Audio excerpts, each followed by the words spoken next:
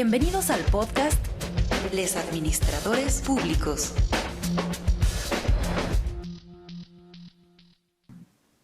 Bienvenidas y bienvenidos al podcast de Les Administradores Públicos. Mi nombre es David Arellano Gold y me acompaña Gabriel Estefan Rojas, ambos académicos de un centro público de investigación acá en Meritito, México. La idea es sencilla, ¿no? Los que nos ven en YouTube se pueden dar cuenta que no parecemos ratones de biblioteca, pero lo somos. Y cada episodio trata de un libro o artículo de los temas que nos mueven: administración pública, políticas públicas y teoría de la organización. Y la intención no solo es hablar del libro o artículo, sino relacionarlo rápidamente al vuelo con un problema público, una situación de interés ciudadano. El punto, a final de cuentas, es mostrar cómo una sociedad democrática tiene herramientas y propuestas potentes en estas disciplinas para enfrentar los retos propios de una sociedad plural. ¿Qué pasión, mi estimado Gabriel? ¿Cómo le va? Muy bien, muy bien. Ya lo sé, hay asuntos familiares complicados. Te mando un abrazo, pero bueno, pues así la vida tiene que seguir, ¿no? Sí, pues tiene que seguir, y yo creo que podemos empezar con el capítulo de hoy, que es de Paul Light, del 97, y vamos a ver un libro que se llama The Types of Reform, Making Government Work. ¿No? Está interesante su metáfora, ¿no? Las reformas administrativas se suceden en olas, ¿no? Y entonces, como una ola suben, llenan y son maravillosas y empiezan a caer. Pero cuando van a caer, ahí viene la siguiente ola. Eso que yo he cotorreado, pues he bromeado varias veces y que mucha gente se me enoja, que digo que la administración pública somos seguidores de modas administrativas. Y bueno, Paul Light, que es un autorazo en nuestra disciplina, tiene unos librazos muy espectaculares, muy recomendables, pues acá se avienta un rollo de las olas, ¿no? Y no es una manera menos despectiva de la que yo parece que uso, pero además es una buena manera de entenderle, ¿no, Gabriel, al asunto? O sea, los gobiernos se legitiman a través de generar cambios, se proponen reformas, ¿no? Ningún gobierno puede dejar de atender la reforma administrativa, la reforma de la administración pública, y un poco lo que Light va diciéndonos es sí, pero pues esta persecución de modas es confusa y a los ciudadanos requeriríamos plantearle otro tipo de reformas, ¿no? Y bueno, por ello es que nos interesó en esta ocasión platicar de este excelente libro de un grandísimo autor, muy recomendable, Paul Light, Acá nos habla de 4 reformas, ¿no? Cuatro metáforas, vamos a llamarle así, ¿no, Gabriel? De las reformas. Sí, que él utiliza, por ejemplo, la analogía de las mareas, de las olas, porque dice que van y vienen, ¿no? Una reforma que aparece, que es popular hoy, mañana va a desaparecer, como las olas mismas. Entonces él plantea 4 mareas, que es la gestión científica de la reforma, la guerra contra el despilfarro, la del ojo vigilante y la gestión de la liberación. La liberación, qué nombre más raro para la nueva gestión pública y todos los rollos, pero bueno, se vale, digo, yo creo que no le gustaba la nueva gestión pública, todos los rollos así, las reformas de la liberación, la gestión de la liberación. Y podríamos hablar de una contemporánea, ¿no? Digo, este libro es del 97, pero si este libro lo ha escrito más para acá, en los 2010, etcétera, pues habría una ola, ¿no? Que yo no sé cómo le llamaríamos, por lo pronto le vamos a llamar la ola populista, ¿no? Sí, que a veces parece de las catacumbas argumentativas. Pero bueno, eso ya es mancharse un poquito con... Es como el nombre de la gestión de la deliberación, ¿no? Eso suena exacto, muy... Exacto. Cada patrón tiene su rollo, ¿no? Y pues a final de cuentas las 4 reformas están entrelazadas, evidentemente. De repente pareciera ser que son muy distintas y Light dice, pues sí, ya cuando uno las va viendo juntas como que no, como que están relacionadas. A final de cuentas tienen que hablar del asunto de, pues, cómo hacemos que el aparato administrativo funcione y resuelva problemas. Y parece ser que siempre nos falla y por eso tenemos que andar inventando nuevas olas para ahora sí, es que es un poco el punto, ¿no? Ahora sí, ya ahí viene la reforma que va a cambiar, ¿no? Hace 18 años, ahora sí, con la nueva gestión pública, no, hombre, vamos a tener un aparato administrativo en México, no, hombre, de pelos, ¿no? Y resulta que no, y ahora sí viene la verdadera reforma, la populista, y esta van a ver, y seguramente en el paso de los años vamos a decir, no, pues tampoco, tampoco fue. Sí, exacto. Y bueno, creo que podemos empezar describiendo un poco en qué consiste cada una de estas 5 tipos de olas que proponemos. Y luego podemos hacer una pequeña revisión de las olas a la mexicana, ¿no? Porque este libro plantea un análisis de las reformas, de las olas de reformas en Estados Unidos, pero aquí podemos intentar hacer o trazar un paralelismo con México, empezando desde López Portillo, ¿no? Creo que pues poquito antes, probablemente de Echeverría para acá podemos ver varias olas. Entonces la primera ola es esta ola científica, ¿no? Vamos a hacer que la administración pública funcione a través de criterios científicos, técnicos, evidencias, tal, muy bonito, muy padre. Resulta que se puede capturar al Estado y chin, ¿no? Pues entonces necesitamos otro tipo de olas, ¿no? Sí, Gulick describe esta reforma como... Hemos hablado de Gulick aquí en el podcast, creo que no, ¿verdad? ¿O sí? Bueno. No, me parece que no, pero sería bueno, es uno de los clásicos, ¿no? Del propedéutico, el que lees, creo que la segunda sesión, después de Wilson. Claro, no sí, pues hablamos de autores del principio del siglo XX que fueron fundamentales, ¿no? Y que traían sus rollos muy técnicos de planeación, organización, dirección y todo un asunto de administración científica, pero pues bueno, no todo funcionó de esa forma y entonces resulta que los gobiernos muy científicos suelen ser capturados o pueden ser bastante despilfarradores y entonces ahí tiene la ola, no se requiere, que no sea capturable y que no despilfarre recursos, que sea más económico el gobierno y hay que fiscalizar por todos lados, ¿no? Sí, que resulta que pues, eso tampoco es tan fácil, ¿no? Entonces hay que fiscalizar muy fuertemente, ¿no? El ojo, ¿cómo le llama? El ojo. Ojo vigilante. El ojo vigilante. Es que acá en México eso de ser ojo tiene un doble significado, ¿no? Vigila también porque es muy gacho. Bueno, aquí es el primer sentido, ojo vigilante. Y bueno, podemos empezar diciendo justamente en el sentido de Gulick, retomando un poquito, con estos gobiernos tan científicos que aspiraban a esta cuestión tan técnica. Bueno, esta ola busca la eficiencia a través de una estricta especialización y jerarquía, que va muy de la mano con los planteamientos de Gulick. Luego lo que le sigue, porque justamente nos damos cuenta que el Estado puede ser capturado o el Estado puede tomar decisiones discrecionales, puede ser un sistema de botines, la reforma de la guerra contra el desperdicio o el despilfarro, que hace hincapié en la economía del gobierno, la eficiencia y la legalidad a través de sistemas de fiscalización, que eso nos lleva, naturalmente, cuando hablamos de fiscalización, a hablar del ojo vigilante, que es todas estas ideas de exponer la corrupción a través de sistemas transparentes, apertura, gubernamental. La famosa metáfora, ¿no? La luz del sol desinfecta todo. ¡Ay, que no manches! Bueno, ok, dale. O sea, esa es la del ojo fiscalizador, ¿no? La luz hay que pasar transparente al Estado. Dale, sale. Muy bien. Eso también nos lleva, creo que, a la última, que es tu preferida. Bueno, la reforma ya molaste. Bueno, ok, está bien. Lo digo por lo que mencionabas en la nueva gestión pública, que la nueva gestión de la liberación, que fomenta un mayor rendimiento, una formación a través de la competencia, que es introducir mecanismos de mercado en gobierno tan cuestionable y que dio hasta esos resultados que tenemos ahora, ¿no? Y agregamos esta última que como una respuesta es a la reforma de la gestión, de la liberación, que es la nueva gestión pública que terminó generando un desgaste tremendo. Llega la ola populista que parece ignorar todos estos elementos para regresar a un argumento de que la AP debe ser política, un instrumento político para tener problemas del pueblo, porque ahí radica el populismo, ¿no? Claro. Es un instrumento para alcanzar elementos... La utilidad social como último gran juez del asunto. Si lo que hace sirve al pueblo, ya, es una buena administración pública. Bueno, ok, ahí están las olas, ¿no? Lai lo que nos dice y nos advierte de partida, ¿no? Nos dice, bueno, a ver, no se nos olvide que cuando hablamos de administración pública hablamos de gobiernos y cuando hablamos de gobiernos hablamos de política, ¿no? Lo que hemos dicho muchas veces acá en el podcast. Y entonces cada reforma tiene un riesgo porque pues genera una especie de percepción, ¿no? La sociedad entonces si oye y dice administración científica, son regüeyes, ¿no? Es decir, no son tan científicos, hay que educar.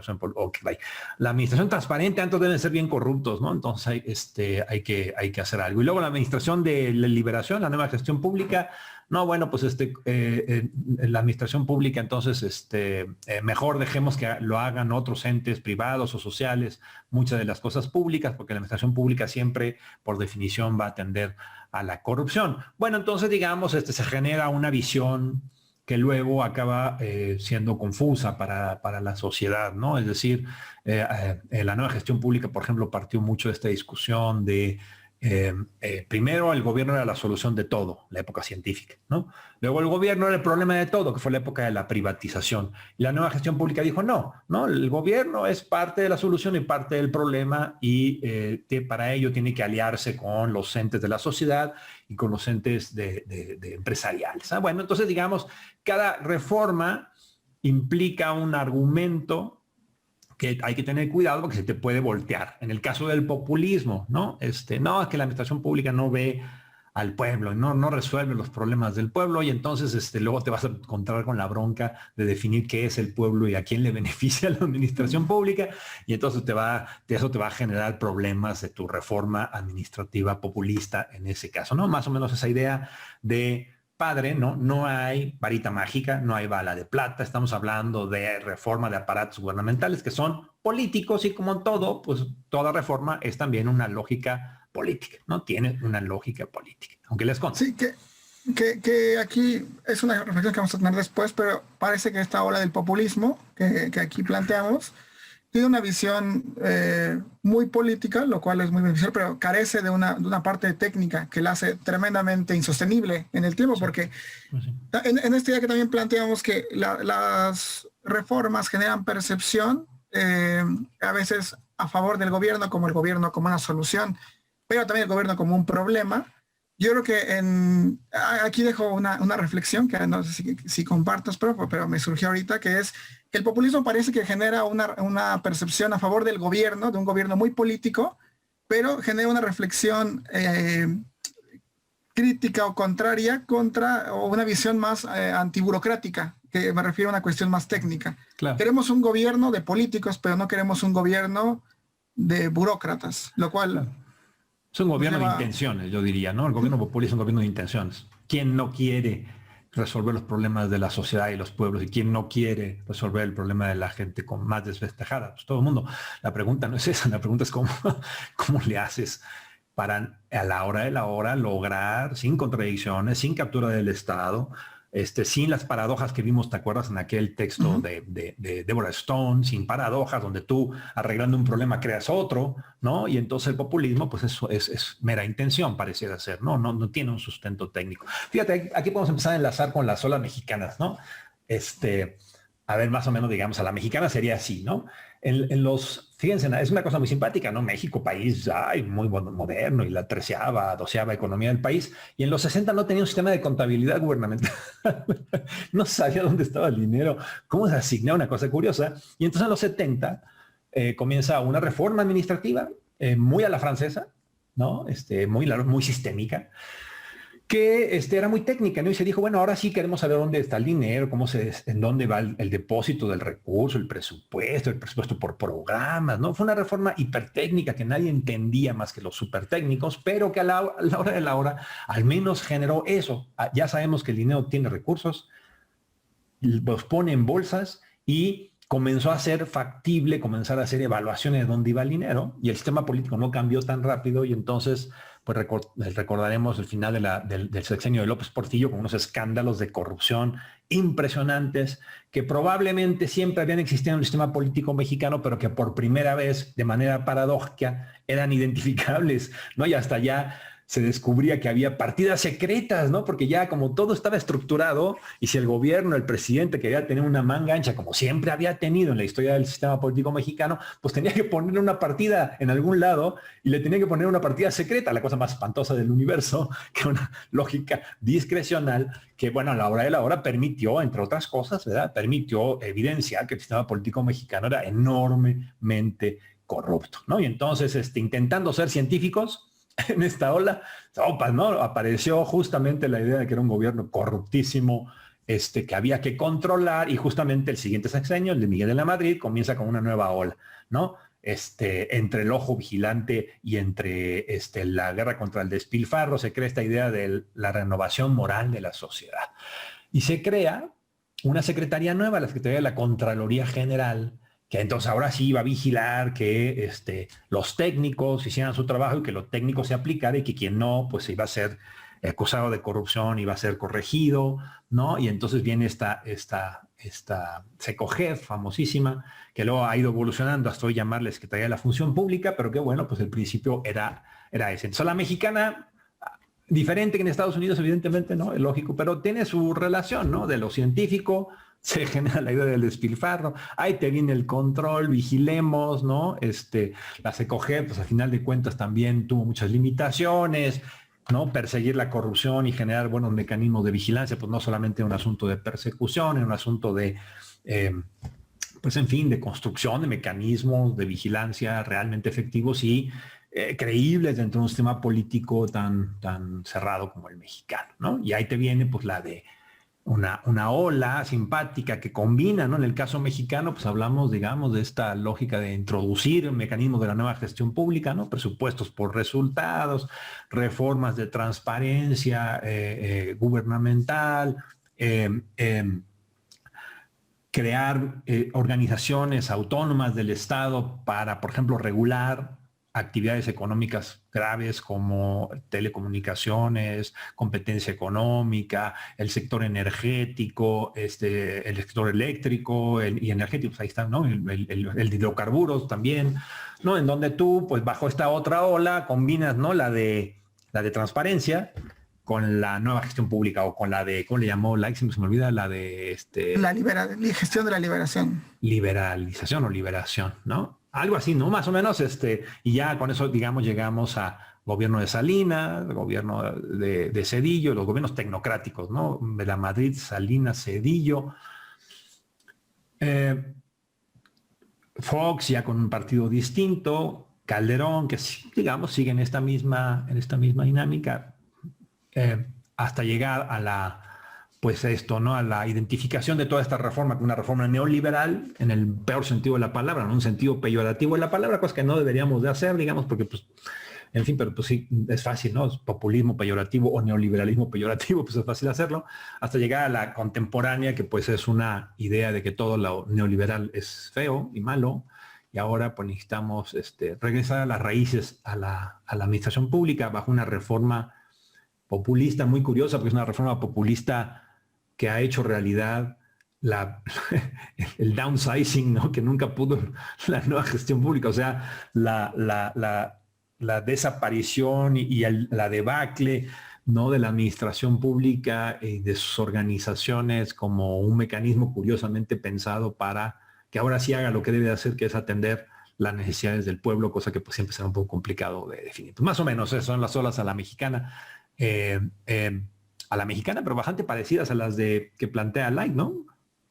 Sí, me parece que se traza muy bien.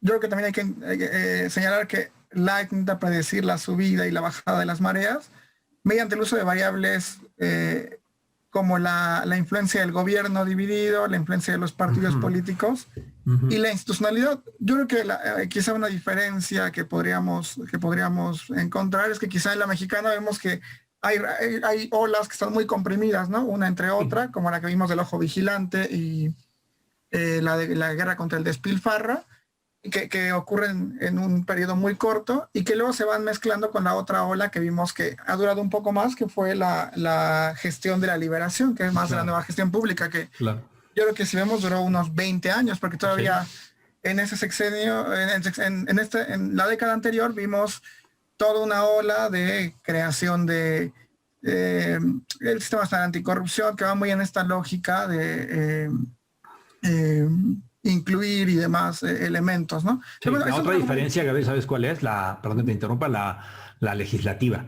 En Estados Unidos el poder legislativo tiene un montón de influencia en la administración pública. Entonces las reformas son bastante más explícitas porque tienen que estar sustentadas en leyes, en actas, ¿no? Como le llaman en Estados Unidos. Y entonces son bastante más estudiables en términos formales. Acá en México son decisiones más discrecionales desde el Poder Ejecutivo, en realidad, y a veces hasta eso los hacen menos aprehensibles, ¿no? Porque no tienen objetivos claros, porque no se definen objetivos claros, no están escritos en muchos lados, los tienes que buscar en un montón de documentos, a veces contradictorios, en Hacienda, en Función Pública, en Presidencia de la República, y en Estados Unidos tú tienes leyes o actas que les dan vida a estos procesos. Es una diferencia también que puede ser importante.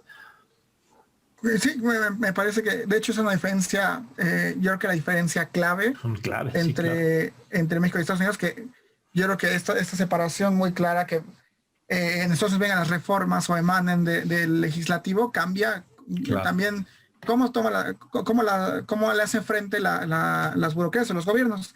Pues bueno, podemos avanzar y vale la pena decir que Light aboga por crear una ética de la experimentación en la reforma de la gestión. Fíjate, ¿Qué quiere con decir? todo y todo, ¿no, profe? O sea, están planteados los objetivos, se hacen leyes, se discuten en el Poder Legislativo, y Light se queja de que las reformas no son definidas y diseñadas desde el principio para ser evaluables, es decir, cuándo se logran sus objetivos, cuándo se logran sus resultados. Y entonces las reformas siempre acaban en un limbo donde pues algo lograron, otras cosas no las lograron y mueren sin saber exactamente por qué, y nace la siguiente sin tampoco decir exactamente qué va a alcanzar. No, bueno, si eso pasa en Estados Unidos, pues acá en México está peor la cosa, porque no hay manera de definir con claridad qué significa, en otras palabras, qué significa decir la reforma fue exitosa o fue fracasada, si no te planteas desde el principio, dice Light, indicadores, mediciones específicas de cómo evaluar eso, ¿no, profe? Sí, que esto suena increíble. O sea, nosotros más que nadie quisiéramos que se pudiera lograr esto, pero es muy complicado. Por eso es un poco ilusorio. Sí, sí. Aún en Estados Unidos, ¿no? Sí, totalmente. Sí. Entonces, no es que no lo queramos, una reforma que plantea explícitamente sus indicadores o cómo mide el éxito, cómo saber si es exitosa o no. Suena maravilloso. El tema es que es tremendamente difícil porque, como hemos dicho, la reforma a veces incluso no sabe dónde va a terminar. Es más bien un proyecto, un ideal de algo que puede ayudar a contribuir, pero nunca se sabe si va a ocurrir y también no se sabe cómo va a introducirse, con lo cual no existe o es muy complicado de proponer un indicador. Esto nos recuerda a otro autor que hemos hablado alguna vez, que es Bronson, ¿no? Que habla que las reformas luego terminan siendo solamente eso, rutinas, que esto es también el hecho de plantearlo como una ola, es una rutina. Y en ese sentido, viene una y otra vez y logran esta cuestión de esta ida y venida justamente porque no plantean escenarios explícitos, ¿no? Todo se maneja en cuestiones más bien ambiguas, inciertas. Entonces, esta cuestión de la ética de la experimentación suena increíble, pero va en contra de la naturaleza de las reformas. Pues sí, profe, porque, digamos, acá hemos defendido en el podcast que hablar de administración pública implica siempre hablar de la relación entre el poder y el conocimiento, como decía Laswell, ¿no?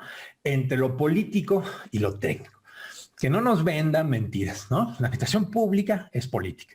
La administración pública sin técnica está vacía, ¿no? O sea, una reforma de la administración pública es un acto político que si no tiene una intención política nace muerta. Es entendible que los políticos quieran colgarse medallas. Reformé la administración pública. Está bien.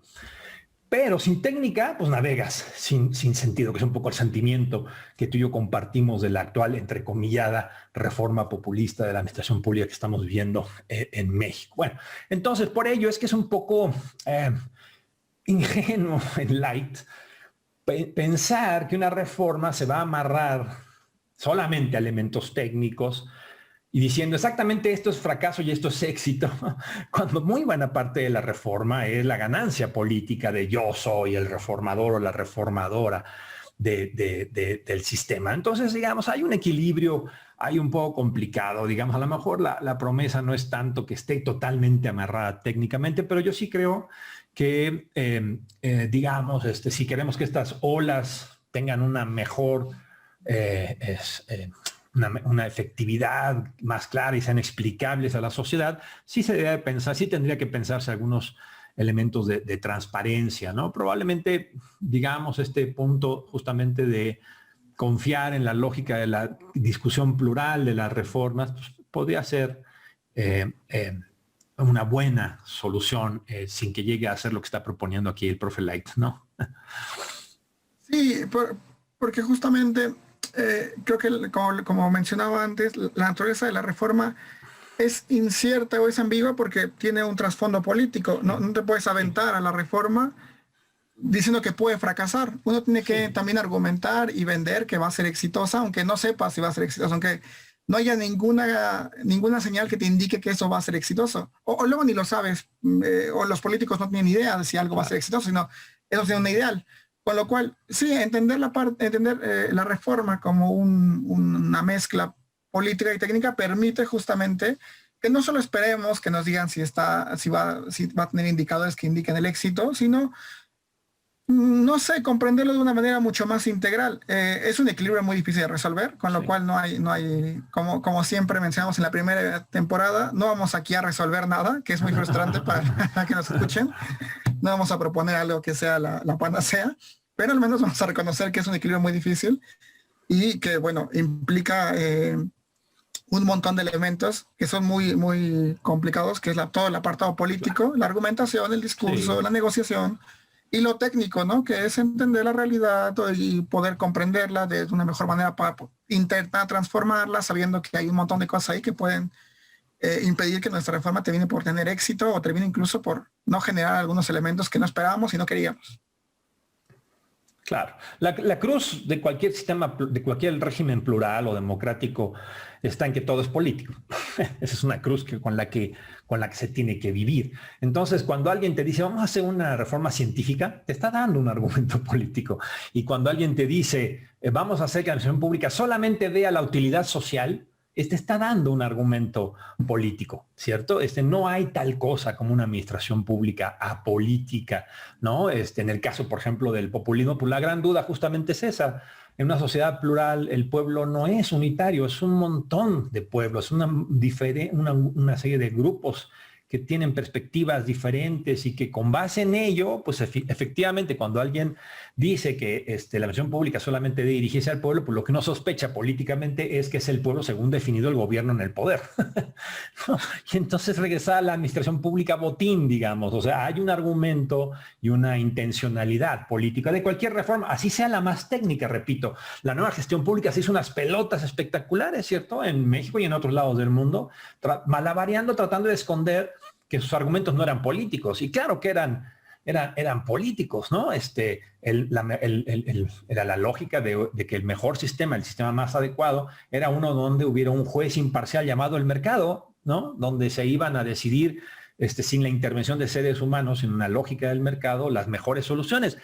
Resulta que no, porque pues también son seres humanos los que regulan, son seres humanos los que están en las empresas, son seres humanos los que tienen intereses en la liberalización comercial. Bueno, entonces la política la acción pública es política y por lo tanto la administración pública es pasión. No, pues no hay de otra, digamos, ¿no? Claro, uno podría decir, ahí está el otro extremo, ¿no? El extremo de las burocracias, de servicios civiles antiguos, cuya pasión es tener la piel clara porque nunca les da el sol, que son bien ñoños de las reglas burocráticas. Es el otro extremo. O sea, por este lado, la administración pública como pasión política porque el pueblo lo es todo, cosa que es una tontería gigantesca, y por el otro lado otra tontería, ¿no? La administración pública totalmente técnica, apersonal, no, vamos, algunos dicen beberiana, no es cierto. Weber planteó, y aquí lo hemos discutido, ¿no? Que la combinación entre pasión y técnica era elemental en cualquier sociedad, y en todo caso lo hablaba de la disciplina, decía Weber, pero no planteaba, digamos, el mundo de los burócratas, ahí de las películas que platicamos alguna vez, ¿no? Las películas de las burocracias que aquí platicamos en uno de los episodios. Entonces, digamos, tenemos las olas. O sea, la gran ventaja del argumento de Lai, yo creo, es hacernos entender que toda ola de reforma administrativa tiene un lado técnico y un lado político, una intencionalidad política muy importante, y que no hay que dejarnos llevar por extremos o patrañas, como platicamos en otro episodio, ¿no? La nueva gestión pública tenía una intención política, ¿no? Trató de esconderla y probablemente ahí es donde más se le ataca, ¿no? Proponiendo un mundo eficaz basado en el mérito, porque eso era político, resulta que ni el mérito, ni la distribución, ni el mercado son neutrales y apolíticos, ¿no? Y ahora estamos en el otro lado, la falacia populista, ¿no? Que nos dice que se puede definir uniformemente al pueblo y que entonces eso es fácil porque entonces ya no necesitas intermediarios y puedes actuar directamente en beneficio del pueblo. Bueno, pues otra falacia ahora del otro lado, ¿no? Que probablemente esté sirviendo nada más para encumbrar a gente muy poco democrática en realidad y que no quiere jugar con las reglas del juego de la alternancia y el cambio del poder. El tiempo no lo dirá. Pero, en fin, recuperando el argumento de Bly, ¿no? Seamos escépticos de las reformas y comprendamos su naturaleza, ¿no? Es una naturaleza técnica y una naturaleza política y sigamos pensando cómo le hacemos para que esta naturaleza política y técnica de las reformas en efecto nos lleve a mejores aparatos gubernamentales, ¿no? Sí, yo creo que esa es la clave, tú lo mencionaste perfectamente, que es ser críticos y ser escépticos de las reformas. Sí. Yo creo que lo que pasa con las reformas es que cuando surgen, para los actores que las venden, suena como las mejores opciones y uno cae en ese discurso. Uno como ciudadano, incluso como hasta academia, ¿no? Creo que sí. Dentro de nuestra disciplina siempre vemos que van las modas, ¿no? El notch que tú mencionabas cuando hicimos ese episodio, ha tenido todo un arrastre académico, también la nueva gestión pública. Entonces, creo que un poco la clave a la hora de pensar en las reformas es justamente cuando surgen, no creer que son la bala de plata, la única solución, Claro. Sí. sino encontrar las costuras, vaya, ¿no? Que es ver en qué pueden, en qué fallan, en qué puntos cojean, no creer todo lo que plantean, porque no hay solución perfecta, eso ya se sabe de primero. Entonces, si alguien te menciona que su propuesta es la mejor y es infalible, seguramente te está mintiendo. Pues sí, Bueno. o se está autoengañando, ¿no? Y digamos, uno perfectamente puede entender que alguien defienda con pasión sus posiciones y defienda con pasión sus propuestas, y está bien, y qué bueno que las defienda con pasión. Yo creo que defender con pasión no significa enceguecerse a la verdad, ¿no? Al final de cuentas, la verdad es lo que nos interesa, la tratamos de alcanzar, nunca la vamos a alcanzar, pero en última instancia, digamos, uno mismo en esa persecución de la verdad, uno puede decir, no, pues sí, se me está pasando, ¿no? No me puedo aventar al precipicio creyendo que ahora sí llegó la piedra filosofal que resuelva el asunto de la administración pública y de la relación con la política, digamos. No, pues lo más interesante a lo mejor es pensar eso, nunca lo vamos a encontrar, síguele intentando. Las dos cosas. Y por eso también son olas, ¿no? Porque hay que seguir intentando, es un esfuerzo.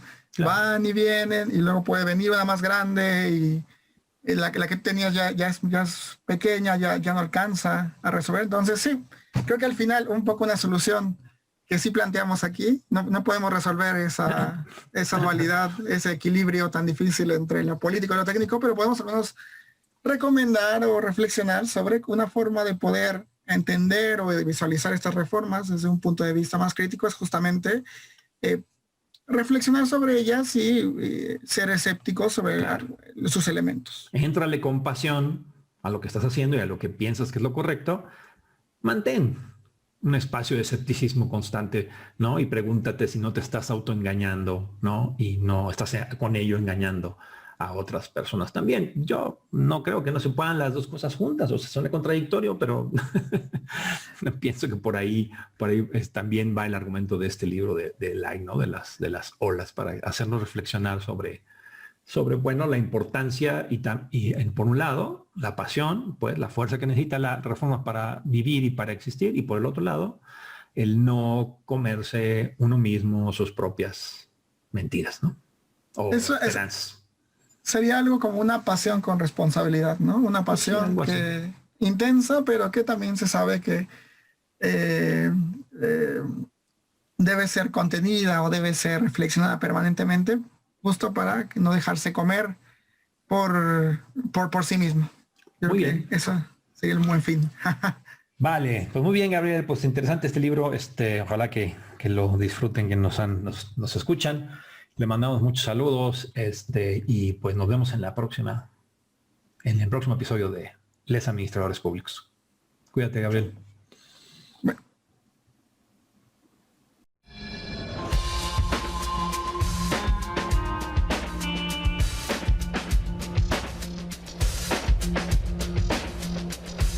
Esto fue Les Administradores Públicos.